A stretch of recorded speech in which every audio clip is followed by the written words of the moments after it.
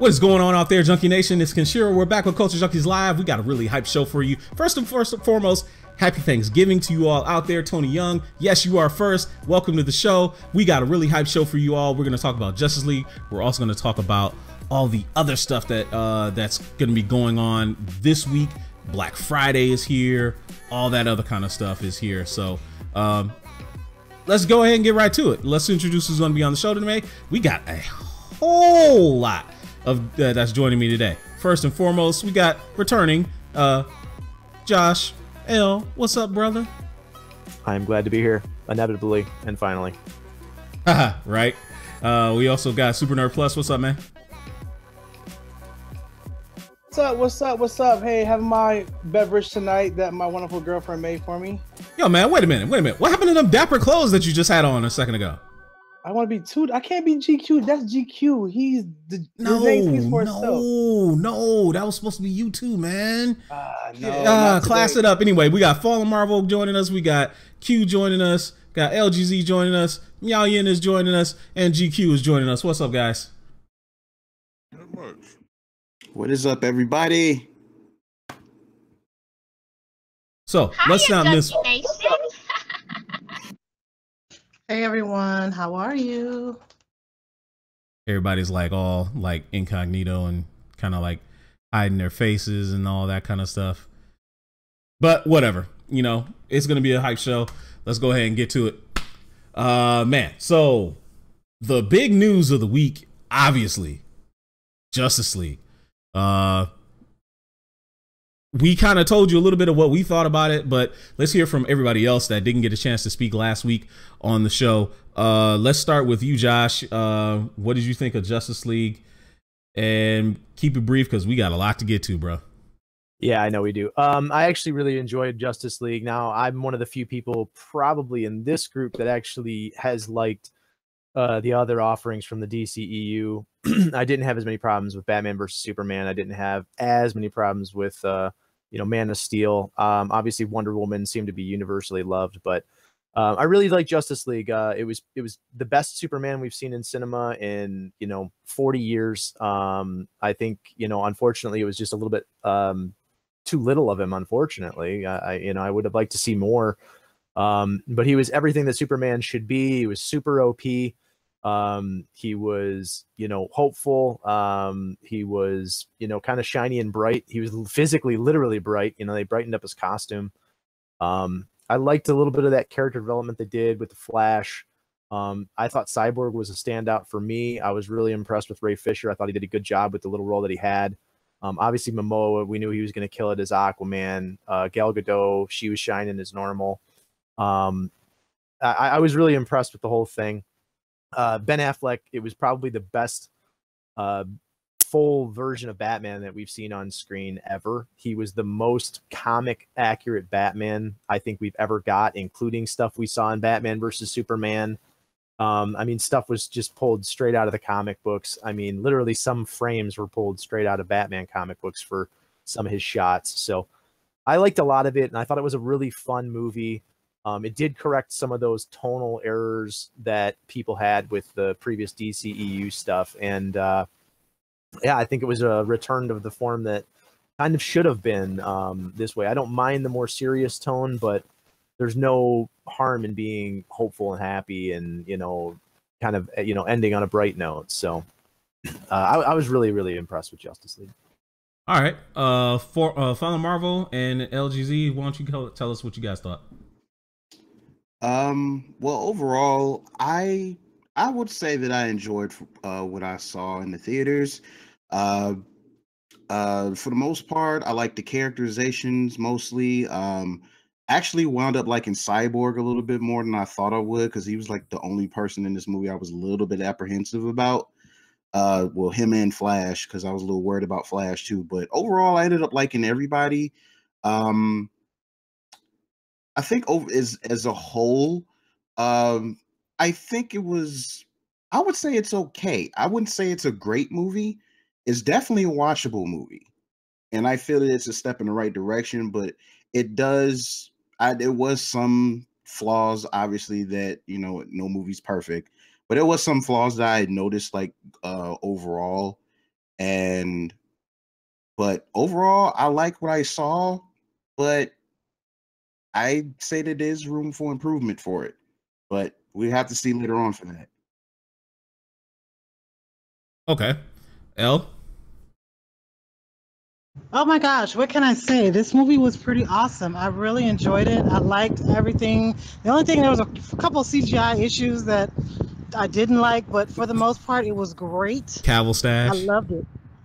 Yeah, the stash and all that, and it was like, wait, why does his face look like that? Anyway, but I mean, for the most part, it was a really good movie. I will say this: in the beginning, it was a tad bit slow because I was trying to figure out why they kept going to the different people doing all this different stuff, and I was like, I felt maybe that could have been scaled back a little bit, but otherwise, it was great. I did love seeing Cyborg and Miles Dyson. I mean, that was cool, but I liked it. Miao Yin. It was amazing. I love this movie. I enjoyed it, and I saw it in the D box, so I had all of the shaken seat action with it, which it was fun. She paid extra. Well. She went the extra mile. Look, I was all about that life. So, I really enjoyed Cyborg. Like, he was amazing to me, and that was really important that he was good in this movie because he's one of my favorite characters. Also, Flash had me dying the whole movie, which I love, because that is his character. He has his moments where he's serious, but he's a goofy guy. He likes to joke around and stuff like that, and that shined through in the character, and it was great. I love how they did Aquaman. Like, they gave you enough of him to, be a part of the team and everything, but they left enough out so that when the movie comes out next year, that they're not retelling a story, that it's going to be a fresh look at him, and you'll really get to learn about the character, and I'm excited to see where they're going to go with that. I love that the biggest villain in this movie was Superman. I love how he came back. That's my favorite kind of Superman, with an attitude, but also, he's that team player when you need him to be, and all that other stuff.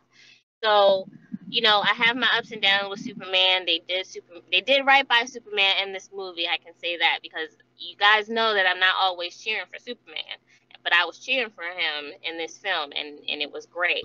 Let me tell y'all, she loves Henry Cavill. Look, stop telling my business.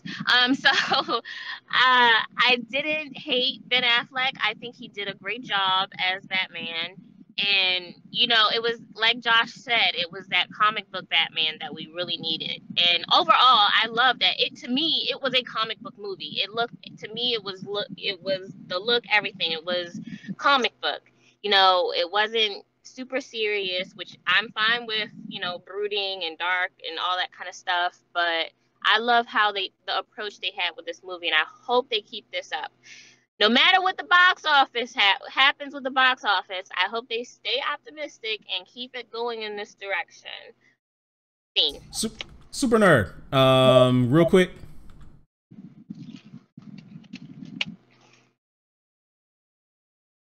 Hello, super nerd. He's not paying attention. He's not. Hey, I'm paying attention now. You didn't say my name. I just heard it now. I just heard it. Did y'all hear me say his name twice? Shut your Twice. face. But Twice. what I'm Hurry thinking up. about Justice League. Hey, watch it now. Use the inside voice. I'll put you outside. Wow. So, this guy. Justice League. I hated the Flash because he was annoying as shit. I felt like he was Wally West. That wasn't Barry Allen. Cyborg was like that guy. I love Cyborg. I want to see more of Cyborg. Aquaman, he was dope, but I think they played him a few times. But I mean, I've seen him get busy, and you know, like, come on, let him shine. But he got a few punches up, but he got his ass kicked a few times. Of course, Wonder Woman, it's Wonder Woman. She did her thing. Batman, and I said Batman was weak, but I know they had to push him back so everybody else can shine. But Kenshiro, you kind of gave me the aesthetic about it because you said that he had to figure out the parademons and how to defeat them. So him understanding them to destroy them the next time around, he probably would be more prepared. Because like if you remember in the Justice League Unlimited cartoon, he dodged Darkseid's Omega Beam. Now, even so, if he can do that, in the movie, if that was ever to happen, that'd be dope as hell. But I doubt that'll happen because they gonna move him kind of slow in the movie. But overall, the movie itself, I enjoyed it for a DC film. The first and only DC film I ever enjoyed. And Superman was Superman. I felt like Superman. He was Superman from the Superman cartoon and the Justice League cartoon. So maybe that was Joss Whedon's half part in it. I'm not sure. That's what they say. That's what, and I think, and that's what they needed. I guess Zack Snyder don't know much. His look of the film was great, but him telling a story is not that great when it comes to comic book movies. Now, Joss Whedon should have a step on the board to say, hey, let's do some other thing like Jeff Johns, be up there and say, hey, let's put these movies together and format it correctly and build a great universe. I doubt that will happen, but I know they're talking about doing a Batgirl, so they may give leeway, but who knows? But his third act, if that was him on the third act, I give kudos to Joss Whedon for doing that because the movie probably would have suffered if it wasn't rewritten and reshot.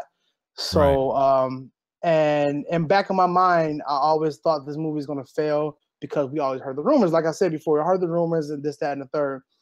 But they did justice, no pun intended, to this film. Like I said before, he totally meant to do that. I did.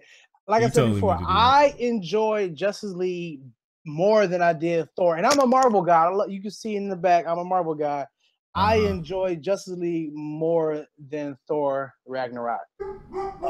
So if they can keep up, matter of fact, let Joss Whedon control the rest of the films. I don't know what Jeff Johns is doing. I don't know what he's doing because apparently he just is collecting checks and sitting down. Joss Whedon is putting in that work because that third act was dope. But Flash needs to disappear in the Speed Force or something because I wasn't feeling him at all. He was annoying. That wasn't Barry Allen, number one, because they getting the lines crossed with Barry Allen and Wally West. Because if you see the Flash TV show, he's brooding and crying all the time, and this Barry Allen is goofy and having fun. Two separate characters, so cut that out. Right, I get you. All right, Q. Super Nerd Plus. Right. That's wow. Yeah, you need to trademark that. Anyway, with the drink in hand, by the way. Hey, Q, I know you did a review real fast. And then I want to get to the second part of what I'm getting ready to ask because we've already chewed up a lot of time. I know you love the movie. You had a lot of positive things to say about it. But I'm gonna leave this off with you. Did this restore some faith for you about the direction of the DCEU movies?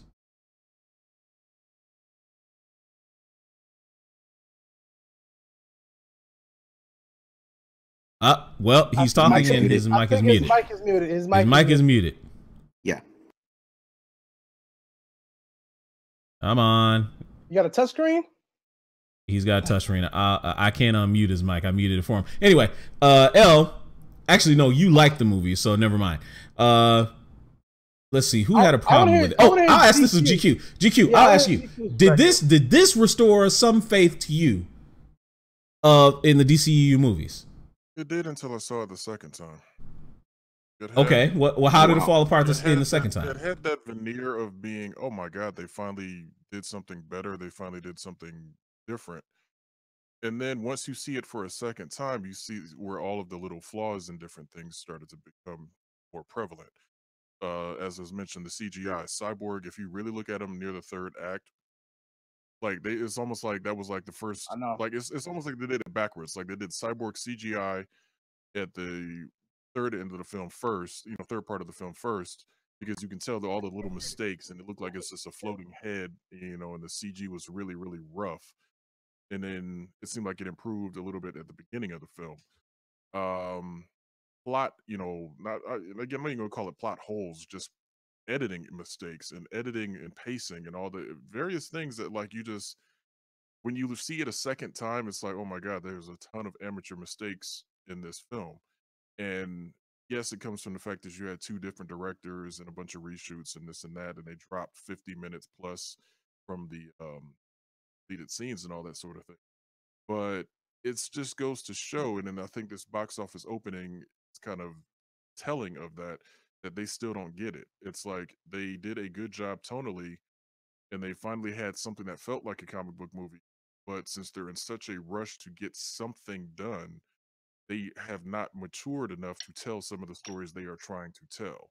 And I think, like I said, sometimes when I say they haven't earned certain things, they didn't earn the death of Superman. They didn't earn Doomsday. And it's like there's just the way they did things in Batman versus Superman, it carried over into this film because, again, Snyder started it off and we didn't have to come in and take the reins and basically try to fix it. And I'm sorry, but Superman is 100% right. Affleck is not going to be the one to dodge an Omega beam. It have to be Scott Adkins. Now, you brought up the box office this weekend. It obviously it fell short.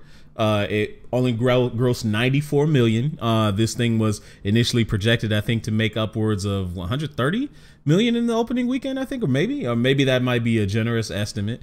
But Fallen Marvel, LGZ, you two kind of fill in. Why is this thing getting such poor reviews? Like, is this just more bias, or is this really deserved?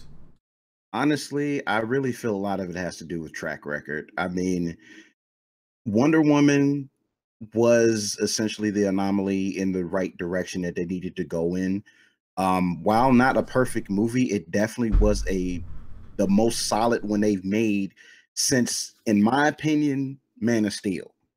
And just like, I'm sorry, I thought Man of Steel was a solid film. Not great, but I thought it was solid. No one finally agrees. I agree. Man of Steel. I also agree. No, Man of Steel's up there. Man of Steel's up there with Superman Returns. No, shut your mouth. Stop it. Stop it right now. Stop it right now. No, hold on. I want to actually hear why. Because everybody's always said Man of Steel is such a great film, but nobody ever really gives a reason why. So I want to hear. I mean, I didn't feel like it was Superman. I felt like it was just another. No. I didn't say you. We know why you didn't like it. I'm saying why he did like it. Go ahead. I'm sorry. Okay, look. The reason why I liked Man of Steel was because I needed like a more grounded feel with his upbringing, and because up to that point I never was able to relate to the man. So at this point, I felt like I could relate to him on a human level. Now, did he brood a lot? Yeah, I wasn't really necessarily cool with that. But I thought he had decent development and I definitely enjoyed the action parts too, even though it seemed to be crammed in the third act like everybody criticizes it to be. But overall, like as far as like a whole film, I thought it was solid enough to where it's like, okay, there's potential here for this character to go somewhere. And that's why I was trying to be optimistic when Batman v Superman first came out, but it's like they retreaded the same stuff from Man of Steel, but made it worse. Overall, I thought Man of Steel was a solid film because I was able to get more invested in the character. But and I can respect that because again, most people they won't say all of that. They'll just say, "Oh, it was a good movie." because Superman's back and he's finally feeling like Superman. It's like, hold on now, which Superman are you talking about? Right, like So, up to that, Vital, I hated Superman up to that point. Like, okay. I enjoyed the Christopher Reeves films because I was a kid. I still love them to this day, the first two. But it's like character-wise, like I got more disinterested in them. But that movie kind of brought me back to where it's like, okay, like I think I could get some respect for this man again. You know? Yeah, because even Dino like brings that up, and like Christopher Reeve is like, okay, yeah, you got his Superman, but everybody is thinking of that too much and not allowing the character to change. Now, again, most of us did not want him to become Batman or a second Batman. Oh, not at all. They kind of treated him in some of the way they handled him. But I mean, I can understand that. At least, like I said, you have some backing behind it as to why particularly you like that film. Not so much just because it was so well, whatever. It's like not necessarily. So right, and I didn't think he was like a very tragic character like Batman. It's just that he had to go through some stuff. He had to find himself, and like I like that aspect of him. Right. But when Batman v Superman came out, then that's when they started trying to make him act like a little bit more Batman, which I didn't like. So it's just like, what are y'all doing? Y'all doing the same thing again, but worse. What are you doing? And taco meat, Cavillo's got to do something about that taco meat, man. Tired of that. Taco meat. I didn't see the taco meat in Justice League. They cleaned it up, thank God. Man, no, it was still something there. They clean up his mustache and clean up that taco meat, man. Superman, very, very true. Ever. LGZ, you haven't gotten to chime in on this part yet. Why don't you break in? So okay, I know I troll with the Batman v Superman thing, but this was a much better movie. It was more structured, and I like it. But my thing about Batman versus Superman is that I really like this version of Batman, which is Ben Affleck, and I really like this version of Superman, which is Henry Cavill, right? So, on screen, I guess the chemistry is like really, really great, and I like the way that Ben Affleck plays it. So, I mean, bringing them all together was like, I was like, okay, this is really good, and I think it's one of the better movies. I mean, Wonder Woman was really good.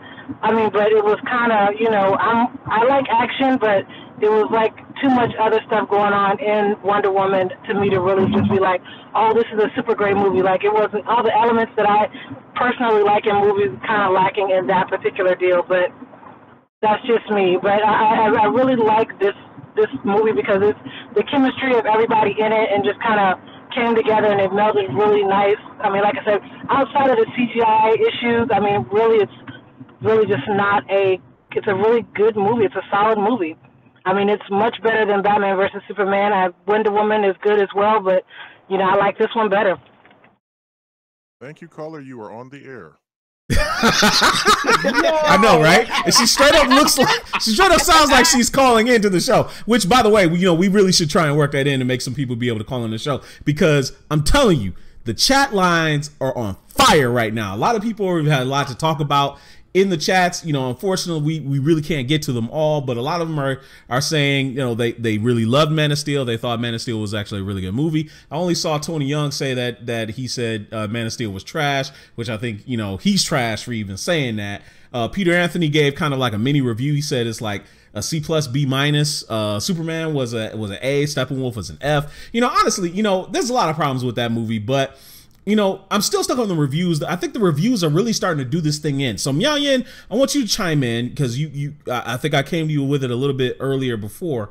But do you really think, and Josh, you too, because you've been kind of maybe a party to this as well.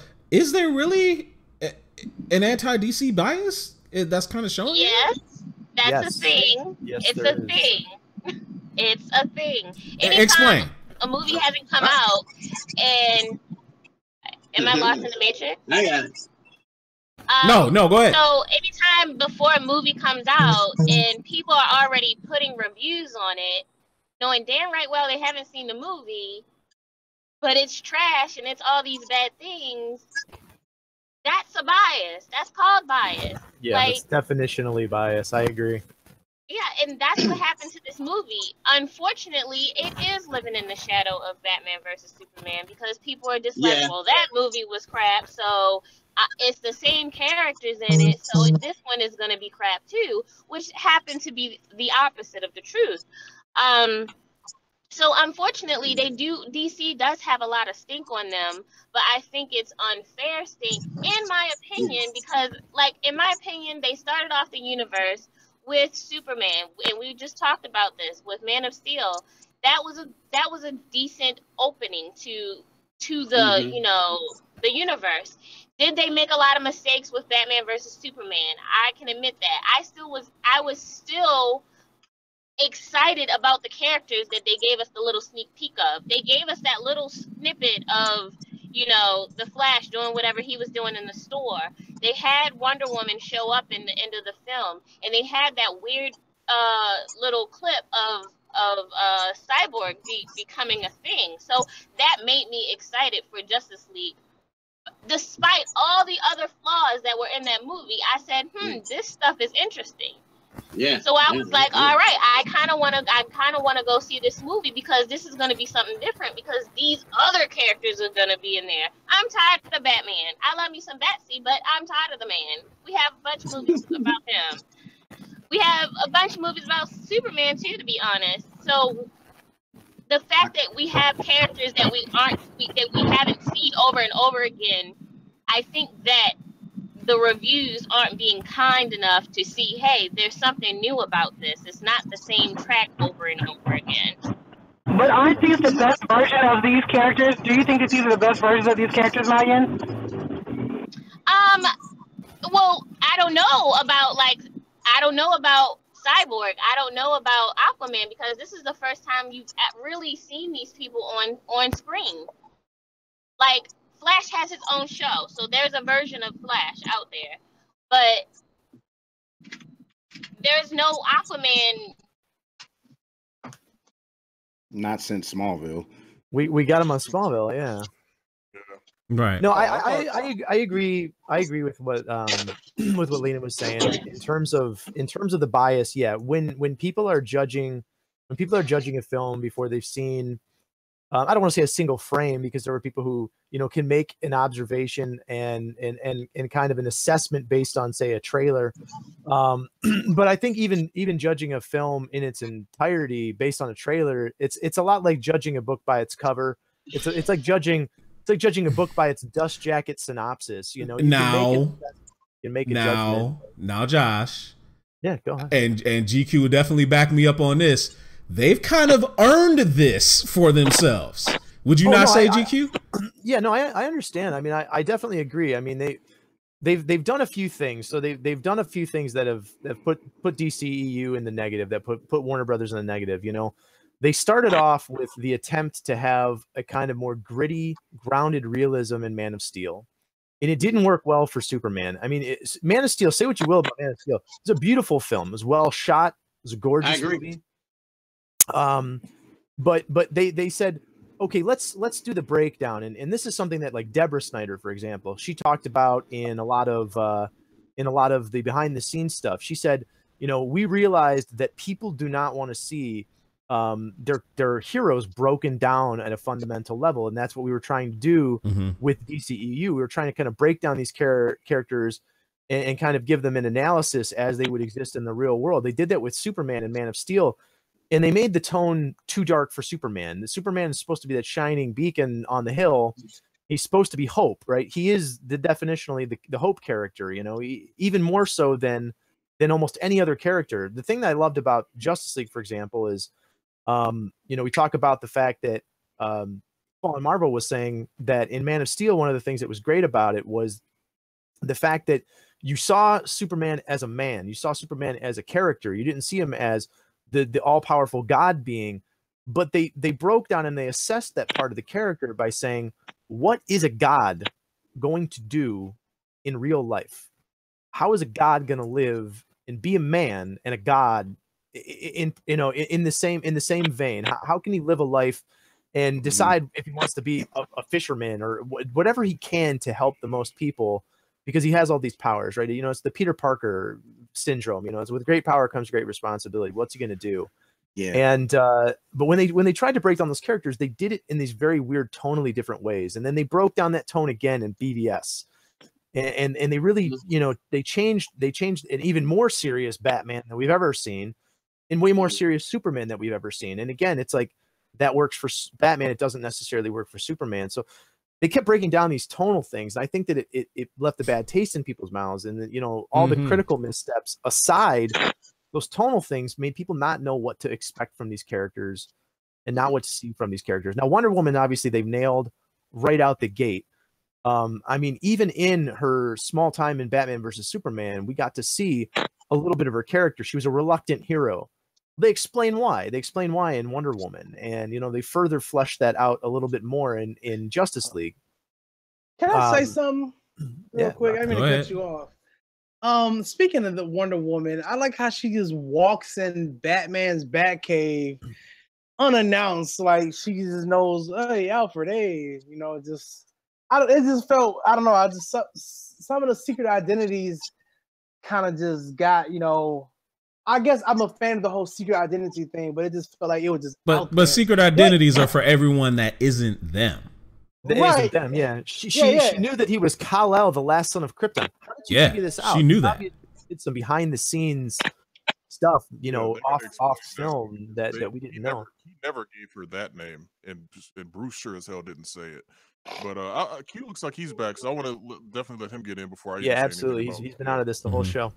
Oh yeah, I've been listening. It's been a very interesting conversation, though. But why did Batman hold the shit out of Wonder Woman? Oh, that one part said she'd been gone for centuries. You know what I'm saying? You're over your little boyfriend.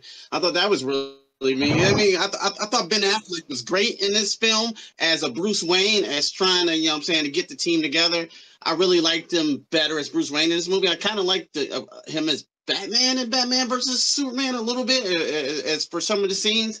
And as for Justice League, I didn't get to talk earlier. I thought the team as a whole worked together. I think WB was trying to get this team together just to push out to get you know, something popping, something interesting popping, and they did a good job at that. You know what I'm saying? And then, you know, one character stood out, Kal-El, and I think Henry Cavill is our best Superman. I really do believe that. I think he needs another chance for another movie, and it don't need to be as dark and brooding, but, you know what I'm saying, at the same time, it's a weird balance WB have.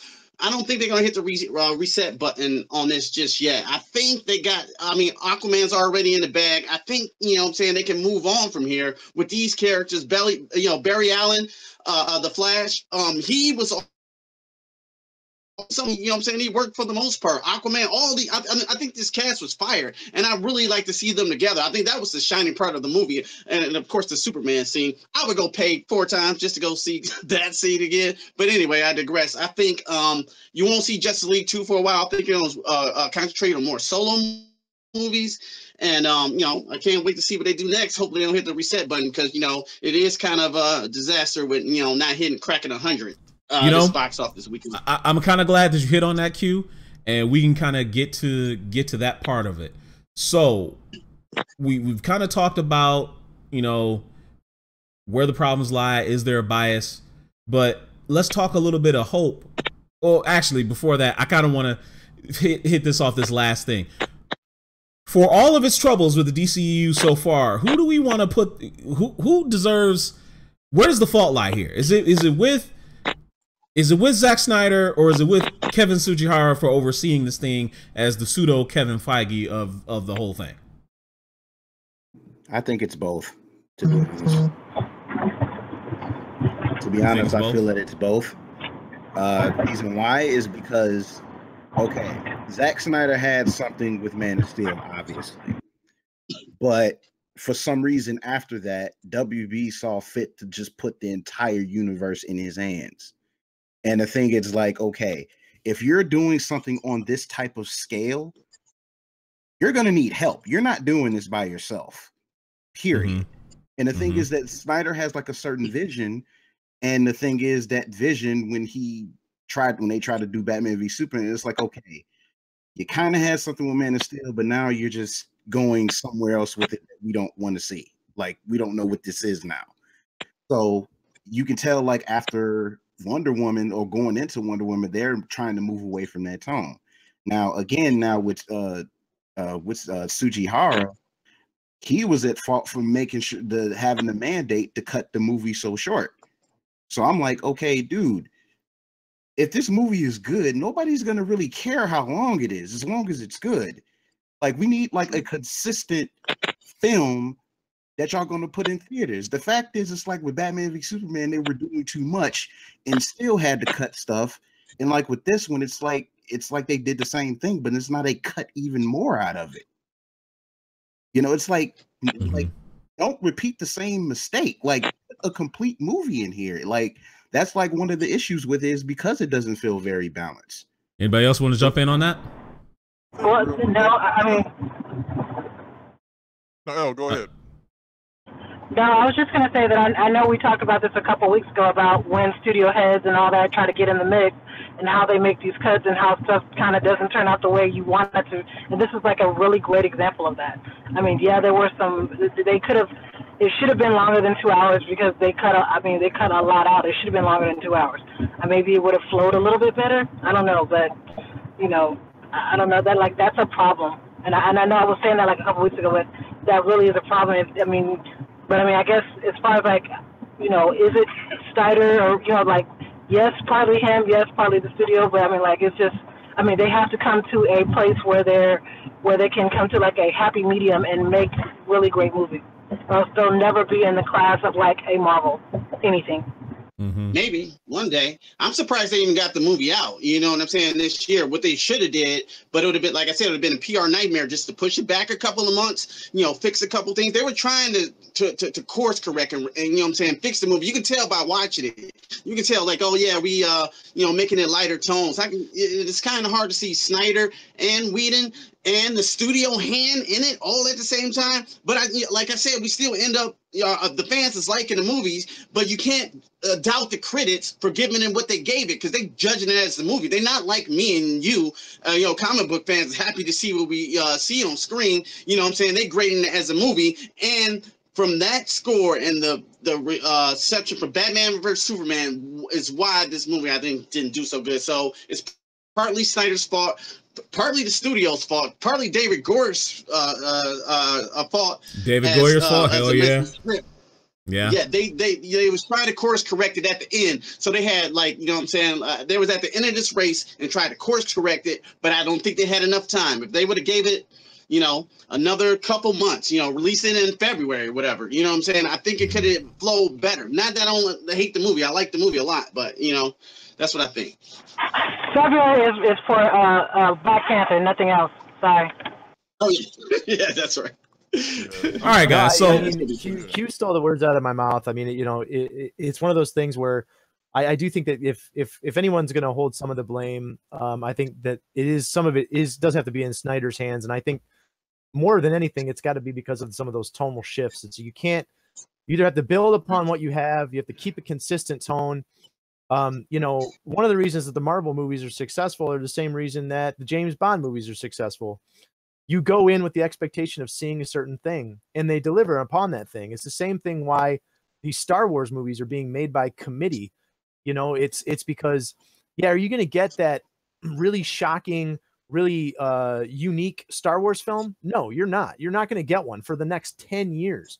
You might get one that's a little bit off kilter, one that's got, you know, this one really kind of risky scene, but you're not going to get these things that are uniquely surprising. And I think that Batman versus Superman, it took a gamble. It failed that gamble.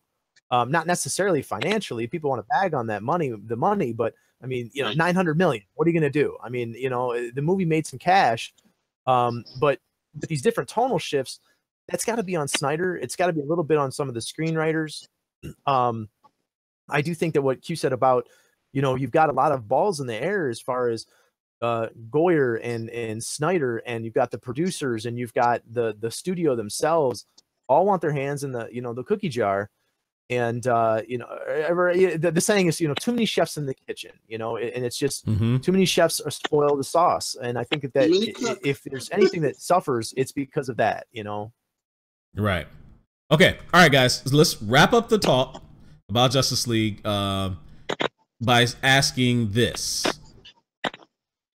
the spoiler scene or the after credit scene. Obviously, if you haven't seen the movie yet, you definitely need to go see it. You may have seen or heard about it right now, but it sets the stage for a lot of things moving forward. What are you guys most excited for to see, you know, if they don't reboot, and I pray that they don't. What are you most excited to see moving forward from DC? Deathstroke. Deathstroke, baby. Joe Mang is Deathstroke, man. Yep, absolutely. Man. Okay.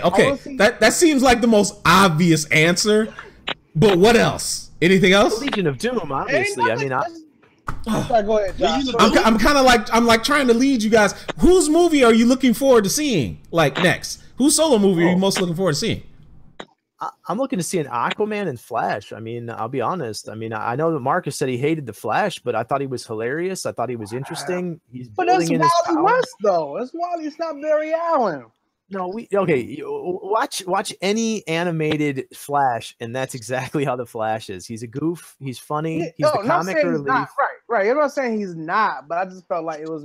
I guess I'm the Flash of the Flash show is completely anti-characteristic of the Flash. Like by all means, is Wally West. Right, and I guess because I watched and read a few of Wally West on Justice League Unlimited and Justice League in general, and that's why I got that vibe from Wally West. And you can't tell me the Justice League the first season when Wally West was like, yo, that's Bruce Wayne. Like, come on, like when the whole Hawk Girl thing, you know, happened or whatever. What was that called? I forgot the episode. What it was called, I just felt like I just felt like Wally West. That was Wally West, and that made me like Wally West as the Flash. I mean, as far as Barry Allen, you know, I've only read so much things about Barry Allen, but I'm more geared towards Wally West. Simple answer for me. I'm more or less looking forward to Aquaman and probably Green Lantern Corps when they finally do it. Some of the other ones I'm a bit iffy about. I'm not sure how to feel about the Justice League Dark or the Flashpoint, the Shazam with Black Adam not being the antagonist. The Black Adam solo, like I'm not sure about those, but just Aquaman and Green Lantern Corps ones are the only ones I'm really looking forward to. All right, Meow Yin and LGZ.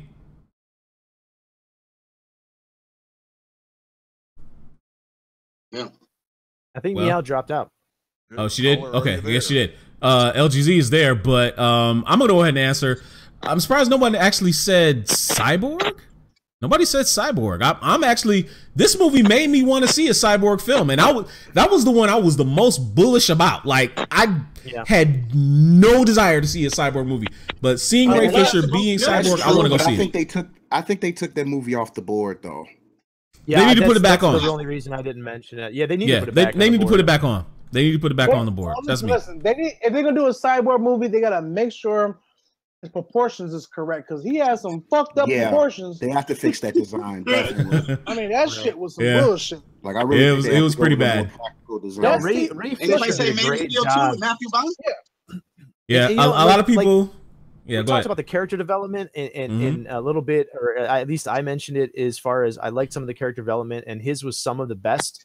I like the fact that he was like, I feel like I'm the Frankenstein monster, kind of. You know, he doesn't even quite know if he's, you know, the whole, I have an alien voice, you know, alien language in my head that I don't understand. Like, I like the idea that he easily had the best development. He's part machine, part man. He doesn't quite know what he is and what he wants to be yet. He can't quite fully control his power. I thought it was really good character development, and Ray Fisher absolutely blew me away. Ray Fisher was great. Ray Fisher was smooth as hell, bro. Let me tell you, that dude was bad.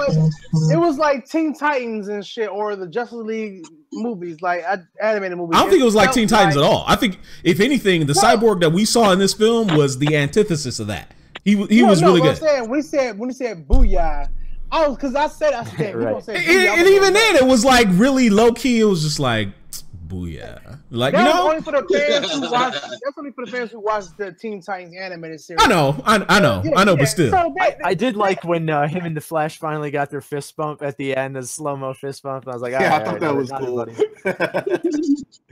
No, that's cool. No, that's cool. So, all right, guys. You know, obviously, if you haven't seen Justice League, take the Thanksgiving break, go see it. It's definitely deserving of the money, and definitely deserving of your time.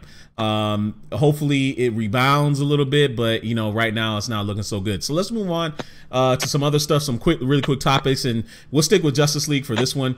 A lot of rumors have been swirling even since this came out, and I think it might be exacerbated by the poor reception of Justice League. But this Ben Affleck thing ain't going away.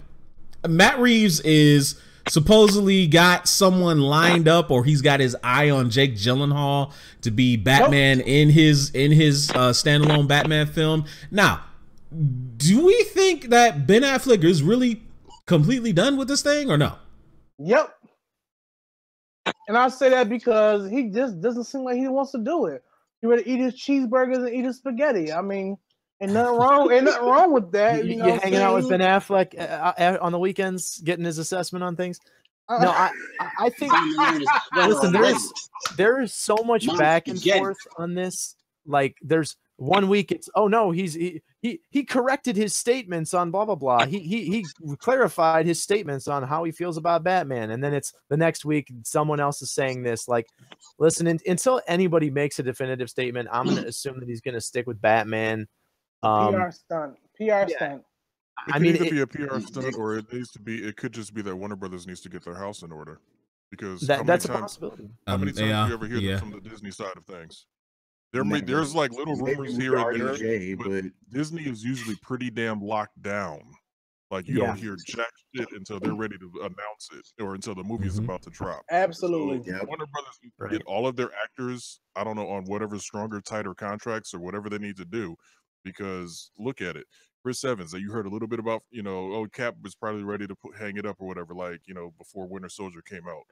Man, whatever, that dude's locked in until Infinity War. So that's what the studios need to do. They need to be like, look, we got a plan, and that's, again, it comes back with what I said before. They have not earned this stuff that they are trying to do.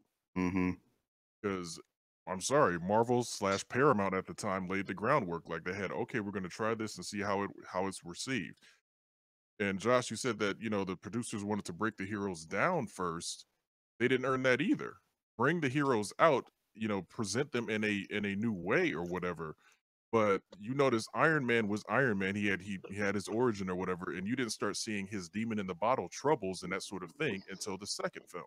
Because they I mean, the only difference between the two is you have these established characters, so they figured, you know, let's break it down with a deconstruction in a modern setting. I understand, like, everyone knows who Superman is, everyone knows who Batman is, but I totally understand what you're saying. I agree with what you're saying. Because again, it's we haven't seen Superman Returns put a bad taste in a lot of people's mouths. The Schumacher films put a terrible taste in a lot of people's mouths. Thankfully, Nolan cleaned it up. But Nolan did such a good job that it's like, okay, the bar is way up here now. And you guys better keep that momentum. And Man of Steel, like I said, I enjoyed the film, but when I first saw it, I walked out of the theater like, why is he so damn angry? Why, you know, it's like there seems to be issues there. And again, I have no problem with how it ended, killing Zod, fine, whatever it is, what it is. But they didn't bring us Superman in that film, regardless of what, you know, calling it Man of Steel or whatever. They didn't bring us Superman. Not until Justice League did we get the Superman that a lot of us have been reading about, seeing in comics, cartoons, blah, blah, blah, blah, blah. So when I say, like I said, they haven't earned some of the stuff they are trying to do, it's very, very prevalent and evident in a lot of what Justice League, because a lot of it comes very rushed. Like, for example, Aquaman had his trident in that little clip that Bruce Wayne sent to Wonder Woman. Why did he have to go back and all of a sudden get it? It's like, dude, are you either part of it? That's a huge plot hole. I completely forgot about that. Same thing with Cyborg's creation. Like, they said in the movie that the mother boxes didn't activate until after Superman's died. Hello, Luthor already had the video of him being created. Yeah, I mean, come on, lots of plot holes. I'm sorry, GQ, go ahead. Yeah, I'm saying it's like, and again, it comes from them rushing and trying to catch up and do all this other stuff. So it's like, again. That's why I say it's amateur mistakes, because again, if they had a solid editing team, they could have made this movie like killer. That's why, like I said, Batman Superman had its troubles and had to release an extended cut. They cannot get into the habit of, we need to release an extended cut so we can fix all the stuff that we didn't do the first time in the theater. That's dumb. I'm sorry, it works for Batman Superman because it had a lot of stuff that they fixed, but you can't get into that pattern and use that as a crutch as a professional film studio. That's just not acceptable. Yes. Right. Yeah, I paid for this movie. I want to see this movie. I don't want to see the. I want to, wait till the Blu-ray come out and then see the movie I was supposed to see when I already paid for the movie I was supposed to see. Low key though. Yes. Yeah. I don't mind a director's cut. I don't mind, maybe adding an additional scene that's refined and whatnot. But yeah, I agree. It's like, I want to see the movie in the film. I mean, or movie in the theater. I don't want to see Warner Brothers DLC. 2-hour super cut down. Warner Brothers DLC. right. Apparently these movies are being made by EA. Right. Oh man, yeah. We're gonna get to that in a minute. But hey, for real though, don't y'all kind of want to see a Snyder cut of this thing, like the real Snyder vision of this thing? But it's the same bullshit we've seen before, though. I mean, they said Batman vs Superman was great because of the extended cut. Like, if you did the shit right the first time, we had to worry about it. It's like, look, he's already slurring his words. Look at this guy.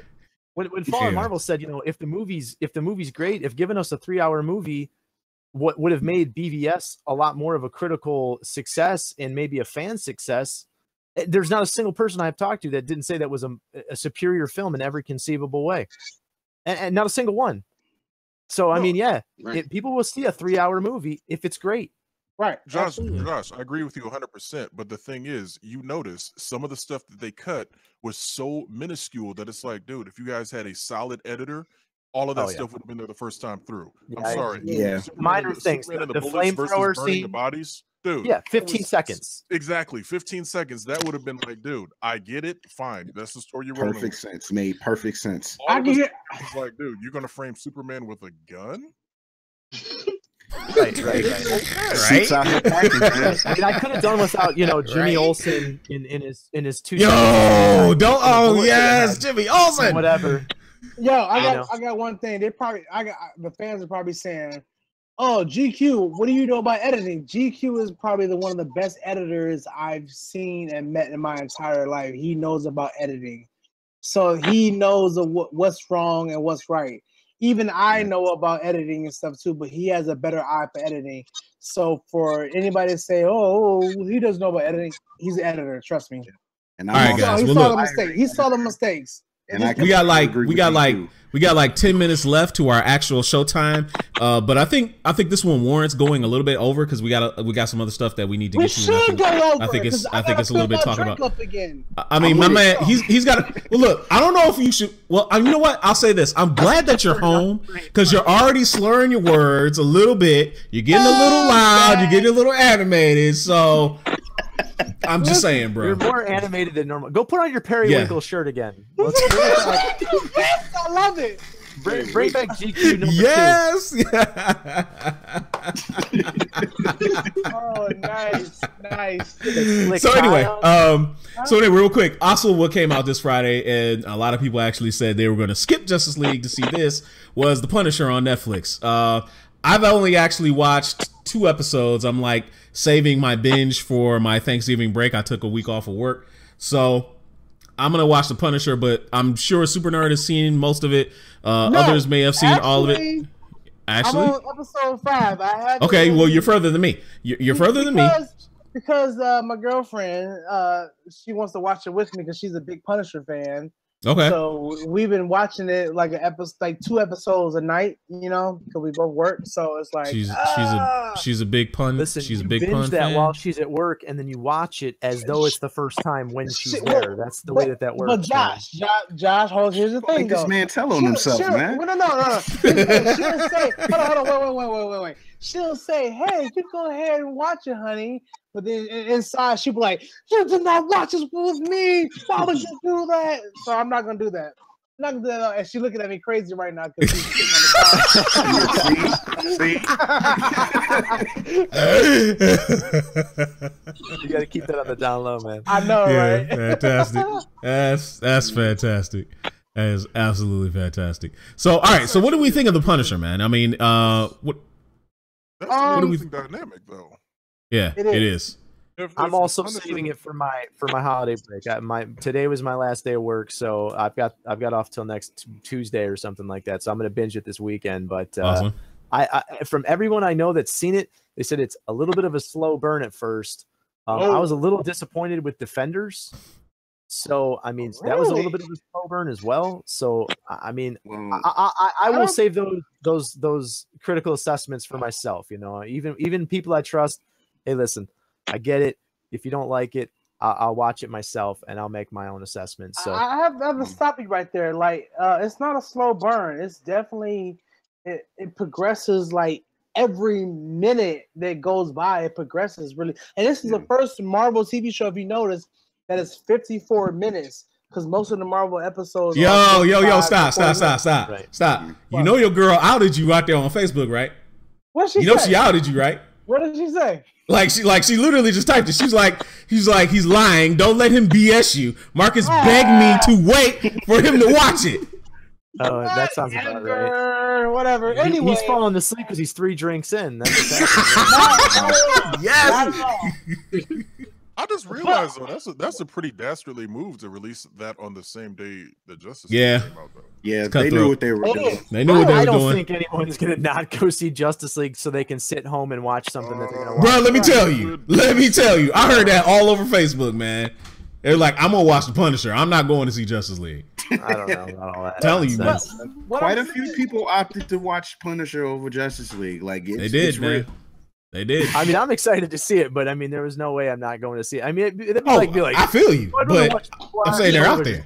Yeah, Ragnarok. Like, get the hell out of here. Like, give me a break. I can watch that shit anytime. Like, I understand that, but again, you have to remember they're going in with, like Meowyan said, a stink around them. So I mean. The track record. There's just some movies you gotta have a theater experience. I'm not waiting to see Thor in my Cody Fire Stick or something. I understand. What I'm saying is, I'm not saying that people didn't go see it, but the fact that it came out, Punisher came out on the same, obviously came out on Thursday, but Punisher came out on Friday along with Justice League releasing on Friday. Some people might have been like, you know what, we'll push Justice League back to the weekend. I got to work and then I'm going to go home and I'm tired, so I'm going to Punisher when I. So it could be one of those situations. Oh, I mean, it's Marvel's being smart. I mean, no doubt. They're trying to steal what they can, but I'm looking forward to it. John Bernthal's great. That trailer was so fucking lit, like it was insane. Listen, I met John Bernthal at Comic-Con, and I was semi disappointed because I thought the dude was a huge guy. I'm taller than him, but muscular wise. He's missing leg work, but upper body strength. He skipped leg day. It sounded like Megatron, man. Yeah, Megatron would be very. And I hope you never meet Tom Cruise then. Right, he's like 5'6", isn't he? But have you seen my man? 5'3". He'd be jumping. On a good day. But don't get me wrong.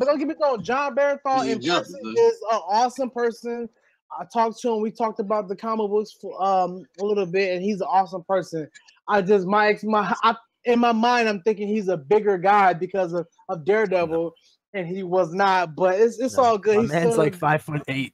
Right. He's still a good actor. He does a great thing for Punisher, and I love him for it. I just Hollywood fooled me with the camera tricks. That's basically that's what happened. They always do. Everything looks bigger on TV. I liked him in The Accountant. He was dope in The Accountant. I agree. He was one of the best parts.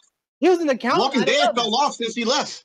That's true. I agree with you, Q. That's true. Because we all know the character he played in Walking Dead was there for like 5 minutes, and they dragged on that character even more. He was the shit. I was like, he was the shit. He was the shit. Shane was doing too much. He is a great actor. I'm sorry, he's a great actor. He's dope in everything he's in. John Bernthal is fine. I can't wait to watch Punisher. Absolutely. So, I mean, kudos to John Bernthal. If you're watching, salute to you, sir. Like I said, on episode 5, and it's fucking. I hope he's watching because he knows the fans love the Punisher. We ain't that big yet, man. We gonna get there, but we ain't that big yet. But in general, he knows. Yeah, right. When he was on the roof. of Daredevil season 2 was my favorite episode. Like that was it right there. That was like some major actor from 2 major actors. And John Bernthal sold it, drinking his coffee, loading his gun. Like he did it. So I can't wait to watch Punisher. I heard that the Punisher van is in it. I'm super excited about that. Okay, man, that would be that's sweet. I can't wait for that. Battle van. Awesome. Yo. You see a glimpse. Okay, I'm not gonna tell you because I'm on episode 5, but episode 4, you see a glimpse of what he's doing, and you see the battle band. I don't know if he uses it because I don't know, but you see a band. You see a band. I can't so wait I'm then. like, oh shit! I'm like, oh shit. Okay. I can't wait, man. That's I get gonna my be insight dope. on the show really quick. Like I'm about 7 episodes in, and I have to say that for people that saying the show is slow, it's not. It's consistently paced. It never drops off. Like if you're interested in what's going on, like because the show surprisingly actually touches on like Army veteran commentary. Yeah, like, it does heavily, very heavily. It touches on that, and I'm like, wow, that's pretty ballsy for this show, and I love it. So I'm 7 episodes in. I can't wait to finish it. I'm loving the show. So yeah, I am too. I agree. I agree only a couple too. episodes in. I'm loving it shout too. out to our troops out there because you go through a lot of things and you see what Frank Castle goes through. And it's real. I'm being real serious. Like it's crazy how if you see episode 4 or 5, whatever, you see what he go through over there. It's like, damn, it's hardcore. So shout out to the troops out there. That's all the moving pieces. Absolutely. Work. Speaking of troops, let's move on to Star Wars Battlefront 2, a game that I've actually been playing on Twitch and YouTube and even right here on Facebook for about since about Tuesday. It's been mired in controversy since right before its release. Due to the whole pay to win loot crate scenario. Disney finally got involved, kind of like finessed EA and said, hey, cut that shit out. So they pretty much turned off all of the pay for play or pay to win transactions, and you can't buy any of the loot crates now with actual money. The fans spoke, and it looks like Disney reacted. So could the fans kind of turn the tide of microtransactions in games moving in the future? What do you guys think?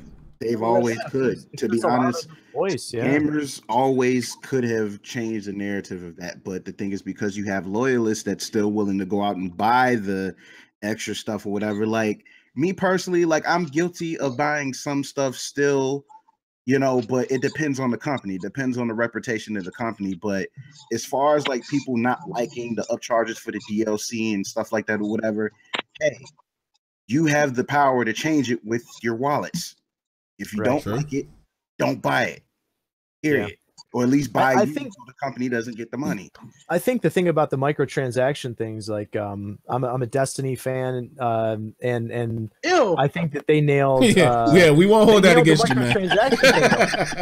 No, dude, it's a great FPS. I mean, but no, seriously though, they nailed down the microtransactions things perfectly. Like, you want to do microtransactions, you're gonna maybe get a ship, you're gonna maybe get a speeder, you're gonna maybe get some things that you can decorate your character with, your weapons. It's never pay to win. You know, if you're gonna get anything, it's gonna be like, oh, this guy's got an awesome, pair of shoulders or something like that. You're never gonna have this whole, oh, he is the best weapon in the game because he paid $100 for it. I mean, it's like he decided to buy 7 loot crates, and therefore he he definitely is a better player. Yeah, because he paid for all this awesome stuff. I mean, that you can get into a long list of things that I don't like about most FPSs, where if it's not people starting out on the same common ground because you've played the game for a month longer, like I can't get in and be as competitive as you, and then you throw in the microtransactions on top of that, you can just drop, because you make $200,000 a year, you can just drop $500 on a game over the course of 3 months, and you're just a better player than I am because of it. It's nonsense. It's nonsense. Yeah. Like Fallen Marvel said, these people do need to speak with their wallets, and like they've done with the EA and with Battlefront 2, is people need to speak up and say, this is garbage. It's making the game unfair, and you need to change it. And they did. I mean, hopefully that'll continue. One thing I really hate, this is me to bust out, it probably has nothing to do with anything, but especially on Xbox, when you have points or whatever, or the money to buy these games, you can't use the Microsoft points that you added onto your account. You got to use your credit card. Like, fuck that. Like, what? I don't understand. Like, does it like if I have a money in my account, I should be able to buy a DLC or whatever. I have to use a whole separate thing to Yes, buy. because you're paying EA, you're not paying Microsoft. Right. Microsoft's not going to pay EA. Well, regardless, I mean, before they was like that, but they changed that shit and everything is separate now. Well, now you know why. It's because they wanted the money. They wanted the money directly to go to them. Exactly. That's why they changed it. They're not going to go through some third-party intermediary where Microsoft takes a Microsoft's going to take that cut. Yeah, they're going to take that cut. No, they want it all. They want it all. They trying to be the drug dealers in the game, huh? They just trying to take all like. They say fuck the Connect, huh? Like don't forget about the Connect now. They didn't want to put y'all on, so Yeah, got the new content for you, player. Connect is finally dead, right? It's finally dead. So anyway, what? Like, if there was any other games that we want to see kind of like get affected by this, like if fans were to speak up.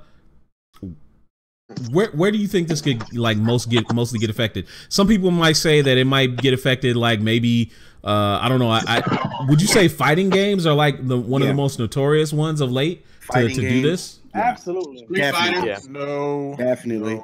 No. Fighting games will never get touched by this because fighting games only do cosmetic changes. The only wait, but there's some characters that they add later on DLC, right? That's never going to change because the thing is they're constantly making that stuff after they're done with the game.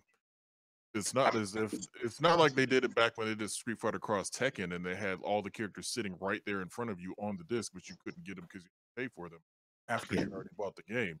These are characters that are being developed, months after the game is done, and you're paying for basically that development time. And honestly, Street Fighter, as an example, is probably one of the cheaper fighters when it comes to that.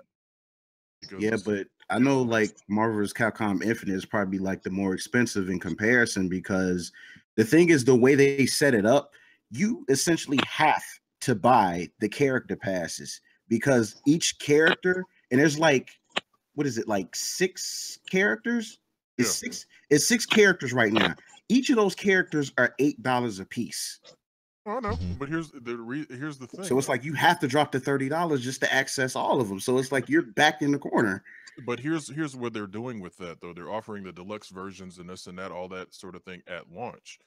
So I mean, again, it's one of those situations where that's just the nature of the market. As soon as they put hard drives in consoles, they're going to treat them just like PCs. You're going to be getting a ton of stuff after the fact when the game is made because the game doesn't have to be finished when it's released. I mean, it's true, but the thing is, like, I'm starting to think that, like, at this point, like, not all fighting game companies, but Capcom specifically is, I think, is starting to kind of wear their welcome out with fans sometimes. Start? Like, no, like, really not starting now, but I'm just saying. I mean, because they've been at it for a while now. I'm just saying. They have, but what I'm thinking is, like, at this point with Marvel vs. Capcom Infinite, I think folks are actually starting to wake up for it. Because, like, from what I understand, like, sales for, I think, like, the initial sales for Marvel vs. Capcom Infinite weren't exactly as high as they wanted them to be.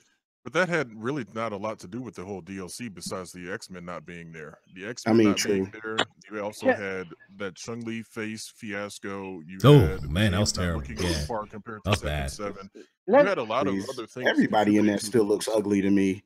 Well, no, you had a lot of things contributing to low sales, but it looks like with the new DLC, if the rumors are to be believed, they're trying to fix all that. So, I mean, we'll see. Can I ask a question? There are no silly questions. Only well, no. In general, I'm just saying. It seems like I don't know if video games are making. I know they're making profit off DLC, but the actual game itself, it seems like they're not making millions of dollars or hundreds of thousands of dollars until, like, people won't actually buy the game until like later on, or even Black Friday sale or something. They don't buy it on first day purchases or whatever.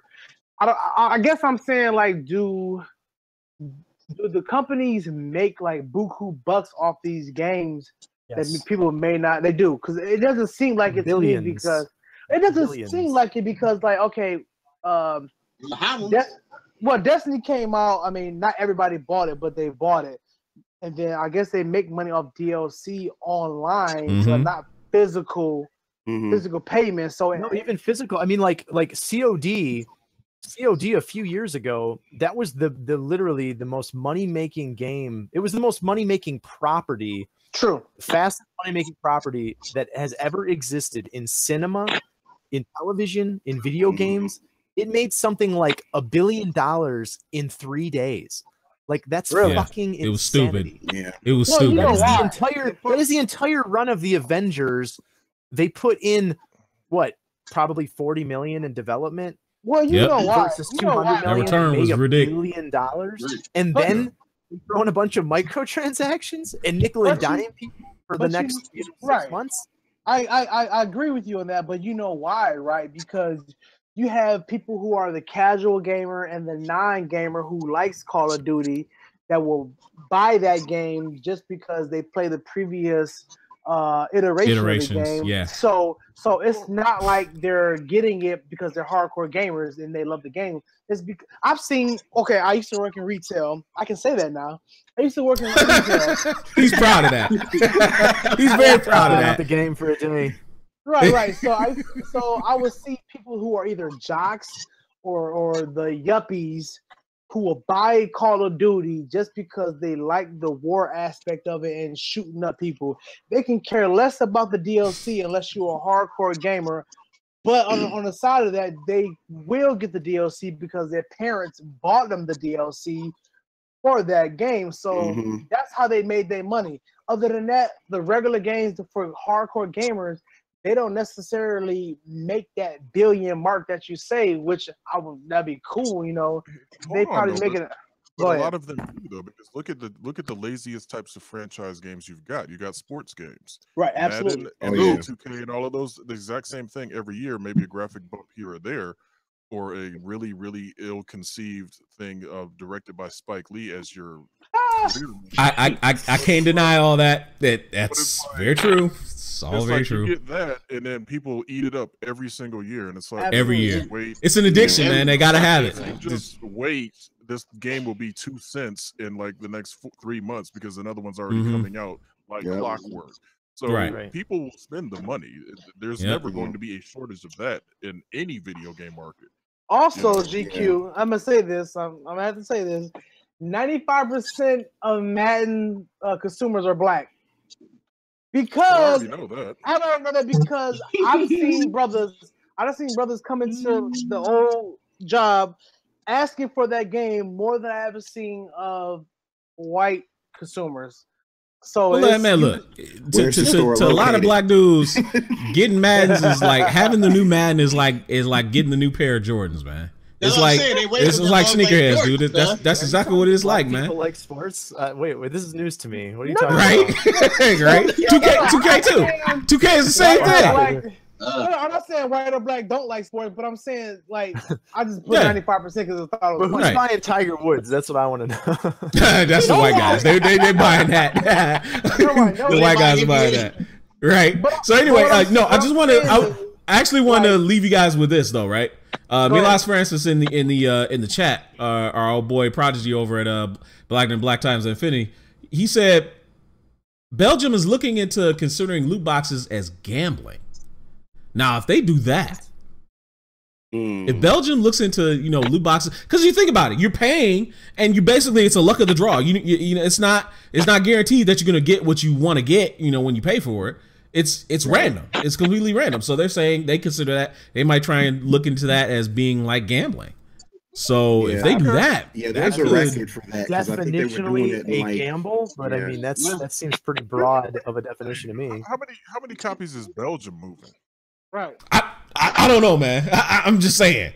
I don't know. There's a lot of gamers in Belgium, so I don't know, man. I'm sorry. If you're not the United States or Japan or maybe bigger parts of Europe, you're not important. I'm sorry. Yeah, Europe's such a weird animal.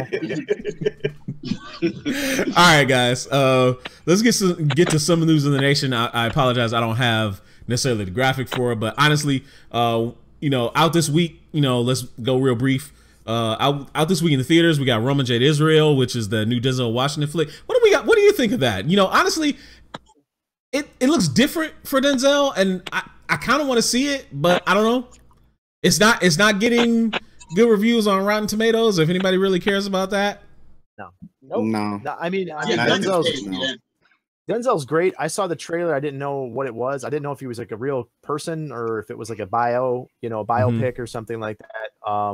It looked interesting, but I don't know enough about it to really make an assessment. He looked very good. I mean, he kind of is a chameleon, you know. He's playing against type for sure. So yeah, he is unique. Well, the problem is he's still Denzel in there, and that's absolutely right.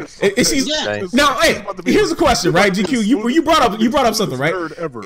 Is Denzel almost in a better, more polished, more well-versed acting version of Will Smith? Because in every movie, Denzel's kind of like Denzel, but he's still a fantastic actor. Absolutely. You know what I'm saying? I mean, listen, he's still moving. I gave you that pump in the heart.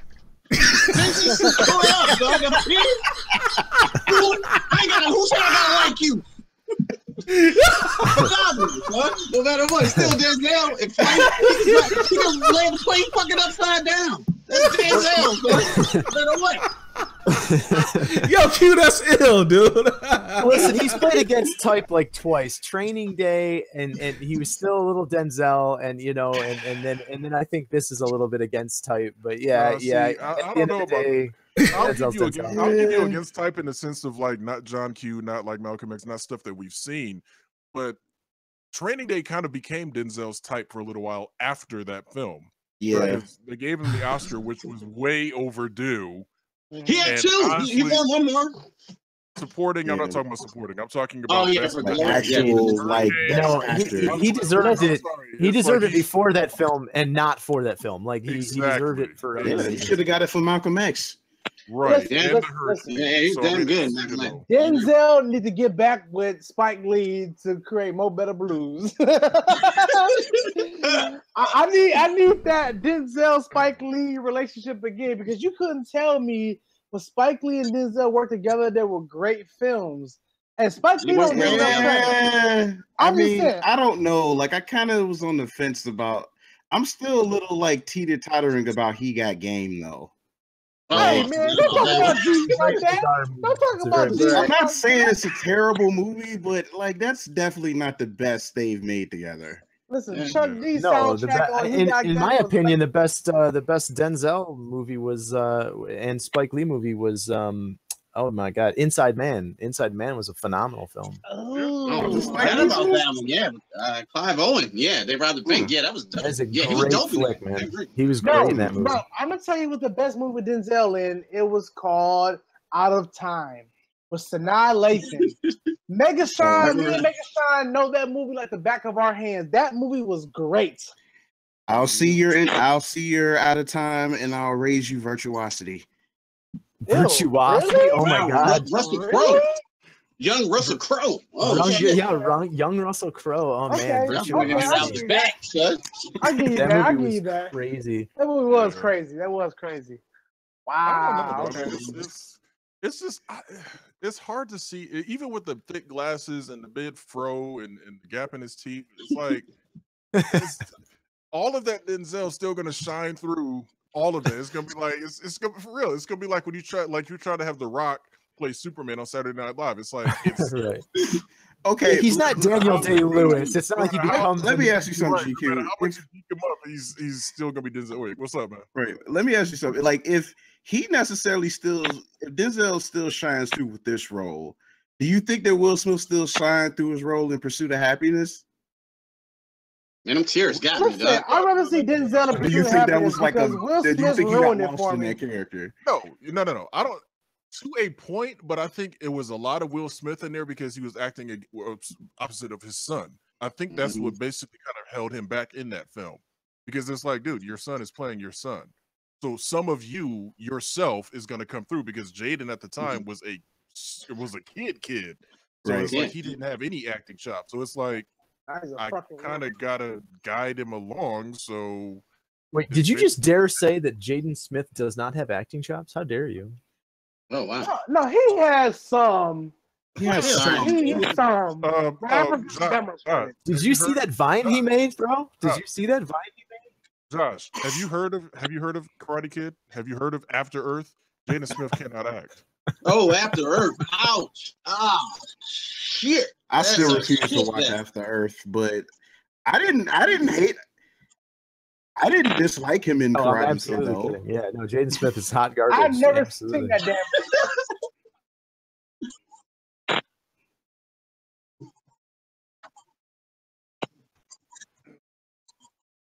Bullshit! Bullshit! Man. He wasn't that bad. It's my kid. He wasn't that bad. Bullshit! I agree with Kid Charles. He wasn't that bad, Karate Kid. I mean, He wasn't great, but Listen, the little kid in Surf Ninjas had more acting chops than fucking. oh my god! Jay Libras just brought up a really good one, man. He said Roman Israel is wearing his Mr. Glass outfit. That's what he said about Denzel.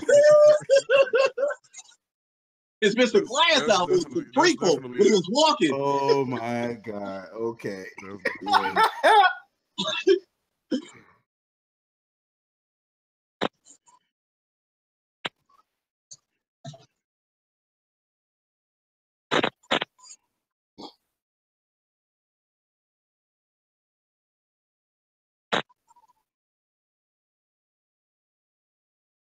Yeah, right. It might. It might. I don't know what the fuck that even is. I don't know what that even is. So It's a Disney. I don't see it. Is that a I don't Disney? see And it's Pixar. And it's Thanksgiving weekend. Which studio is it? Ooh. Yeah, that might hurt him. Okay. It also has a 94% RT rating. I mean, yeah. No, I mean, I'll tell you what. This thing has a couple things working against it. It looks like it is based on the Dia de los Muertos. You know, it's one of those one-off weird Pixar movies that doesn't do well. Yeah. No, there's ones that's just a little off kilter. If this was like your standard fare and it wasn't just a little bit off kilter, I would probably agree with you. It's still probably going to put up the numbers. It might dethrone Justice League. I don't know. Yeah, though. Coco. Yeah. It's not going to do well in Trump voting states, I guess. So, Good point. That might be its one downfall, you know. Yeah, that might be it. Too many Mexicans. Too many Mexicans. Even in their animated, they want to send them home. So anyway, the last thing I was going to bring up actually. The one guy who's the head of Pixar got in trouble for a little Philly again. He came out again. You know what I'm saying? That the head of damn. Oh, dude, I'm sorry. Disney right before the movie come out. Right before the movie come out. He got in trouble. Let him go. Oh, you talking about John Lasseter? Yeah, he's about to disappear. Yeah, he's going to disappear. That's not going to affect that film, but it might affect Pixar. It's not going to affect that film, but Disney's going to drop him before Thanksgiving. He's done. He's completely done. He's gonna be standing in line. He's gonna be standing in line waiting for a turkey before the night is over. For sure. Get that turkey like Chris Rock in New Jack City. That's what I'm saying. He get that New Jack City turkey, son. I'm saying. Yo, hey, so real quick, also, I wanted to bring this up before we talk about this one last thing. It's The Runaways is on Hulu. The first few episodes actually came out, getting some really, really good reviews. Those of you that don't know, it's based on that hit mid 90s or it was the mid 2000s young animated young Marvel series, The Runaways, based on a bunch of kids that find that their parents are kind of like supervillains and they run away and actually concoct to try and take them down. What do you guys think of The Runaways? Are you excited to see that? I'm looking forward to seeing it. It's getting some really good reviews. I'm pretty much down with any comic book property, so I mean, I'll give it a chance. Awesome. I just don't understand why, like, you know, Marvel's, they're obviously killing it at cinema. I just don't understand why, when it, you know, aside from the Netflix shows, I don't see why they want to shy away so much from just calling these people mutants. Calling licensing. You know, they can't. Yeah, Fox I know owns the word licensing. Yeah, until they buy Fox, they're not going to.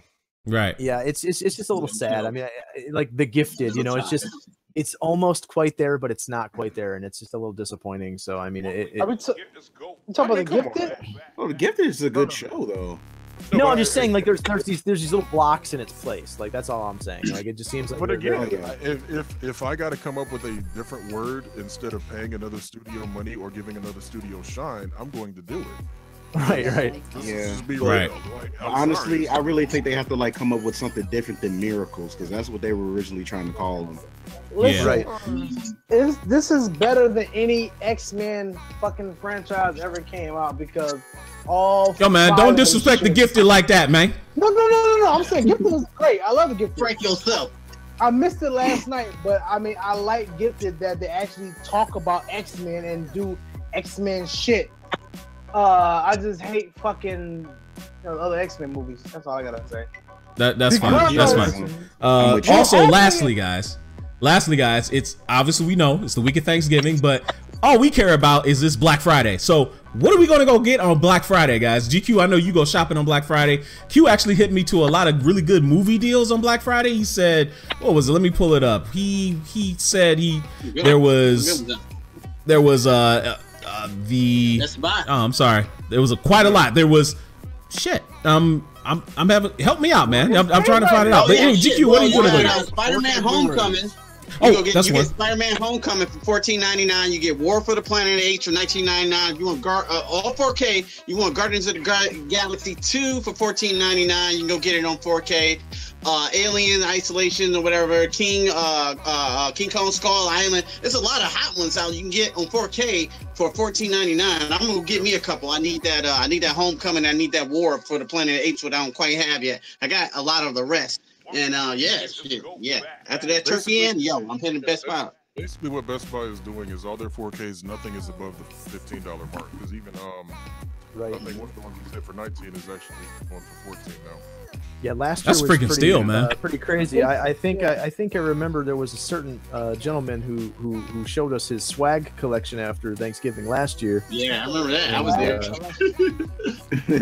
And, Yeah, where is that guy? We haven't seen him in a while. Oh, you know what? Why am I even saying that? If I say that, then he's gonna end up showing up somewhere.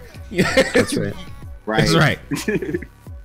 No, I Anyway. haven't assessed my Black Friday pickups, but I've got Black Friday off, so there's a pretty good chance I'm gonna go out and grab a little bit of swag.